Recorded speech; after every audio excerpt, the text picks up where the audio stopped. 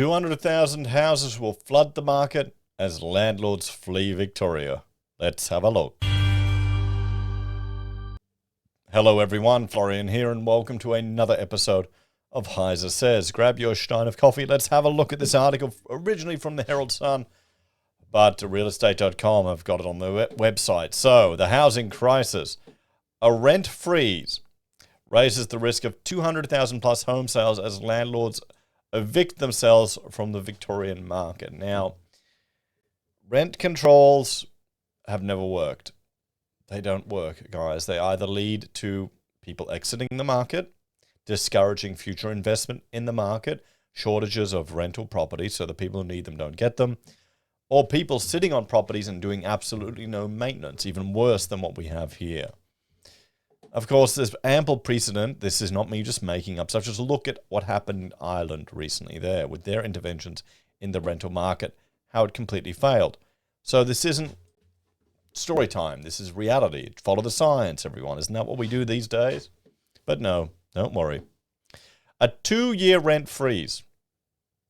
2-year rent freeze could be the final straw in a Victorian landlord exodus that would lead to the sale of more than 212,000 investment properties. Where do you think those landlords are going to go? Just, hey, maybe Brisbane house prices, another pillar for our market. The suggestion to bar landlords from raising rents more than once every 2 years was one of several housing and rental affordability measures Premier Daniel Andrews said were being considered by the government over the weekend. Others include a $5 short-stay holiday rental levy to help raise funds for new home builds and plans to sideline councils in a greater number of planning decisions. More taxes. The property industry has widely welcomed efforts to encourage more housing construction, but the head of one of Australia's biggest real estate firms has warned he fears rental homes would be lost from the market as a result of limiting scope for rental increases beyond the current 1-year timeline.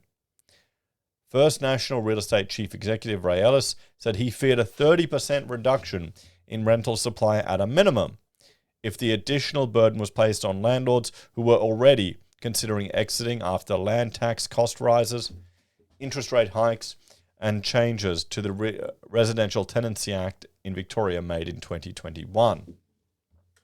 The latest Residential Tenancy Board Authority figures showed they held bonds for 706,000 homes at the end of 21-22 financial year. A 30% cut would wipe 212,000 of them from the market.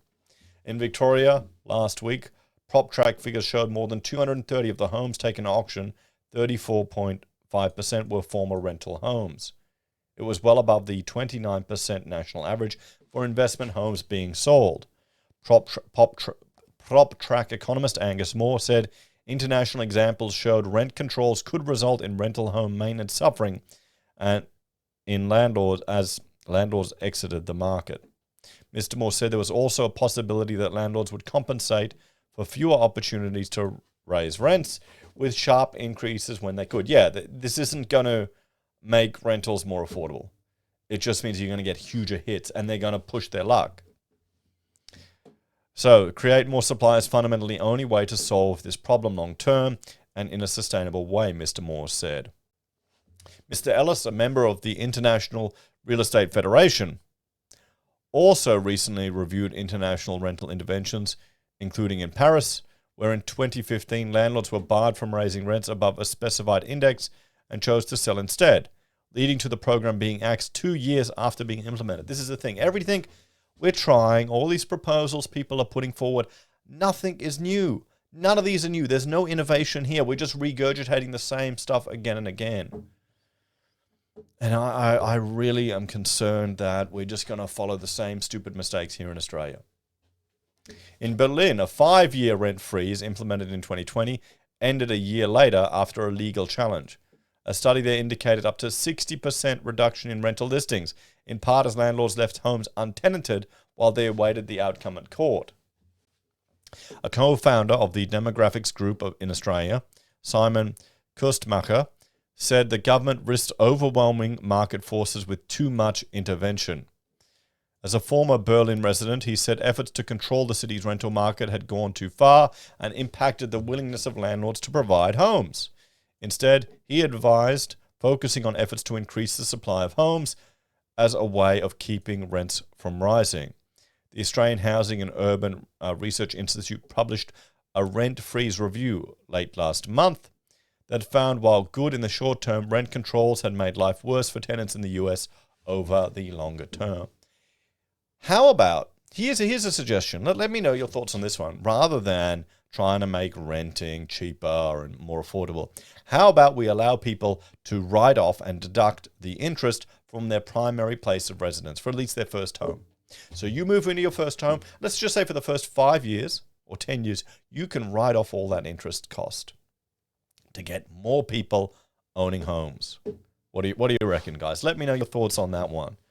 I just read through the Oxford Economics Australia, their housing, social and affordable housing report that the CFMEU put forward. And it's rendering now. It's going to take another 20 minutes just to render this video together. And it's interesting looking at what, the super profit tax they're pushing for. What is their solution? But Tenants Victoria Chief Executive Jennifer Beveridge said they had seen signs of some landlords profiteering from the rental crisis and more regulation was needed to ensure fairness. Given that almost a third of households in our state are renters, better solutions for them are imperative, and we are encouraging the government in pushing the envelope in this space. Real Estate Institute of Victoria Chief Executive Quinton Killian said he supported less council involvement in planning decisions, which could help streamline new housing construction, but warned against locking landlords into rents for 2-year timelines.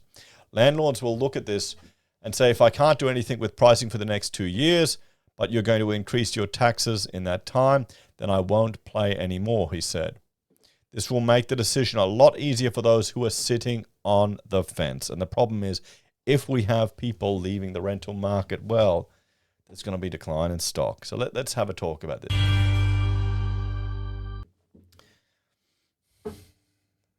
Landlords are not the bullies, guys. Most of them are normal Australians. Most of them are taking advantage of negative gearing to try and limit the amount of their hard-working money is vacuumed away from them by the state. We need to get more people owning houses. That should be the focus. We need to bridge the gap by getting people owning houses, not people renting houses. We need to increase the supply. We need to make it easier to build. We need to force councils and state and federal governments to work together to provide a solution for this. Maybe we need to go back to how they did in the 50s and 60s. Just huge lots of government suburban housing developments. Dirt cheap. I don't know, maybe people are too precious. What do you reckon, everyone? Do you think this will be a good thing for Victoria? Will it get through? And will people leave the market? Let me know your thoughts and opinions on this one. Thanks for watching. Like, share, subscribe to the channel. Check out Heise BIM and Heise Does. And if you're a fan and want to support us, you can on YouTube or Patreon. Use our referral links, buy our pocket squares, or call me if you need an architect. Take care, have a great day, and I'll see you in the next episode of HeiseSays. Bye for now.